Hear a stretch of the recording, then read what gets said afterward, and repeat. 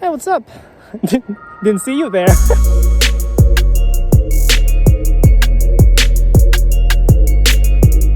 Hey yo, what up? Today I'm gonna tell you about how I shot this photo and then turn it into that. But first off, let's just start off by saying that I'm not capable of giving an in-depth guide on photo editing or just taking photos in general, so let's not call this a tutorial. Like no joke, if you give me my own raw image and ask me to replicate it again, I don't think I can even do it properly from scratch. However, I still do remember the creative direction and the vision I had in mind for taking this photo, so today we'll be talking about my experience in taking, editing, and playing with smoke bomb. Lego. Today's photo was shot last October along with the fall photo you saw in the last video, and we're back here in the same woods this time because I've got one more smoke grenade to burn. So this is crazy. I hope I'm not caught by anyone. Just chilling with the bomb. Quick fun fact, this smoke bomb was actually the same one David Dobrik used to prank his friends, so any excuse to name drop someone famous. Surprise, motherfucker!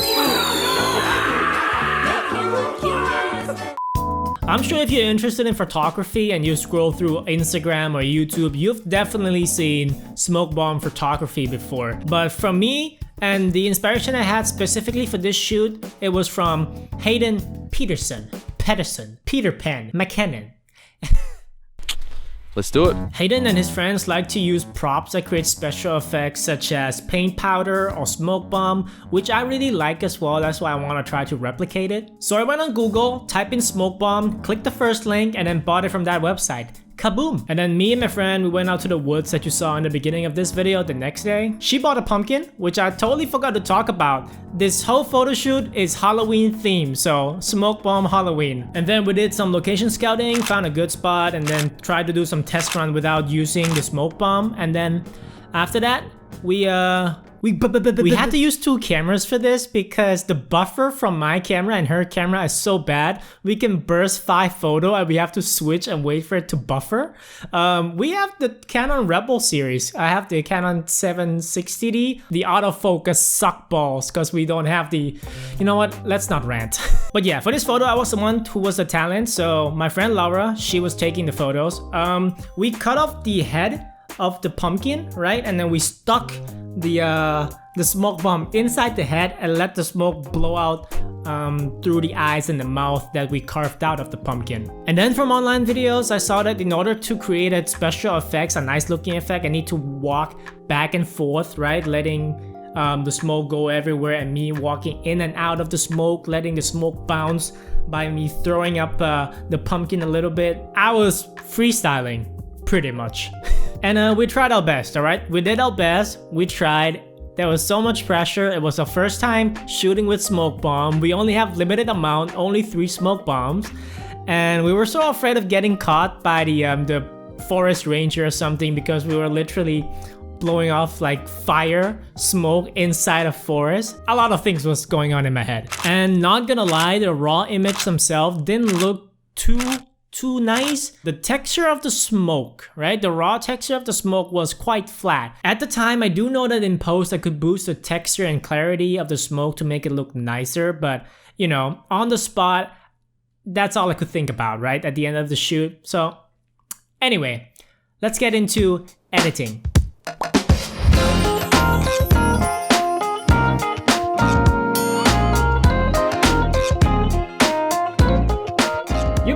Alright, and we are back. I took a quick break to eat dinner, and while I had dinner, I was looking through my edits, and I thought to myself, oh boy. So this one right here is a picture I ended up going with. It's a standing up pose. I tried to edit the other pose as well that I selected. All the other ones I selected are all sitting down pose. This one, I like the posing of this one a lot. As if the jack-o'-lantern here has a life of its own and it's coming out my face. But I ended up with the final picture selecting the standing up pose. And the first thing I did, I went on to preset, and I have presets from Mr. Peter McKinnon. So from original to preset red crush on top, and then I did some tweaking. I adjust the color a little bit to make it a little bit more blue, as you can see here, right? It was, no, I mean a little bit more light blue. This one is too purple. And then now, as you can see, everything is super duper dark. So I use this tool. It's called, I don't know what it's called. Personally, I just call it the Selective adjustment tool. With this, you can go in your edit and then select the area that you want to adjust. So if you do some edits with this adjustment, it will only affect the red area of the picture. So with that, kabim kabam kaboom, I got this. I add the exposure on the pumpkin, because the pumpkin is the secondary subject other than my face, right? My face and the pumpkin are the two subject of the picture, so I want to emphasize both of that. So I highlight the pumpkin by pulling up the highlights and shadows, saturations, exposure. The next one is my body. I did pretty much the same thing. A little bit of fine tuning with exposure, highlights, and texture as well. Texture and clarity is very important, because for example, if we can see here, if I turn up the exposure of the original photo a little bit, without texture and clarity, the smoke looks very flat, right? Maybe it's because the smoke bomb I use is low quality, I'm not sure, but as you can see,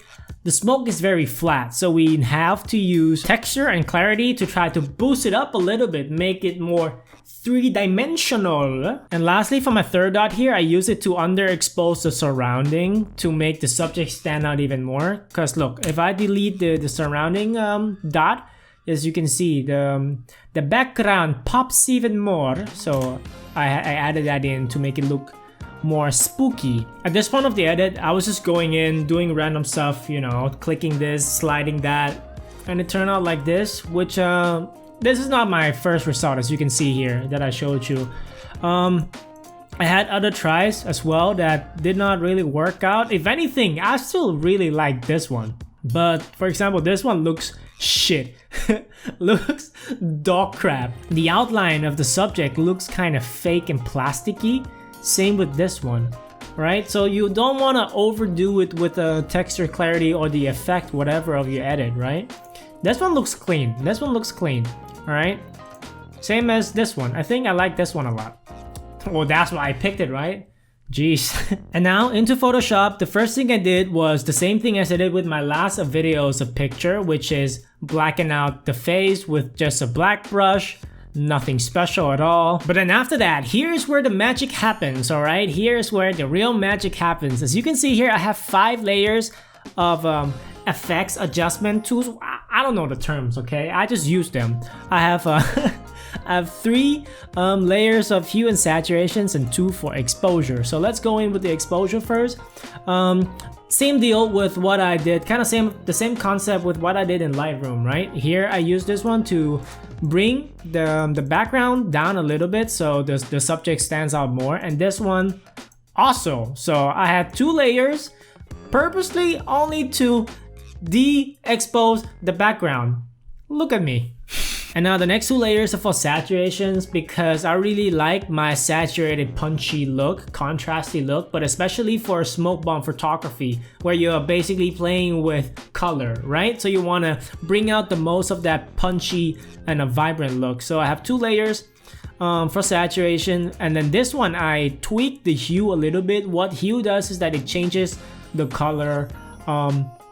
Ooh, that one actually looks kind of nice, but yeah, I tweaked it a little bit, not too much, only by -5 to make it a little bit more neon blue, which I really enjoy here.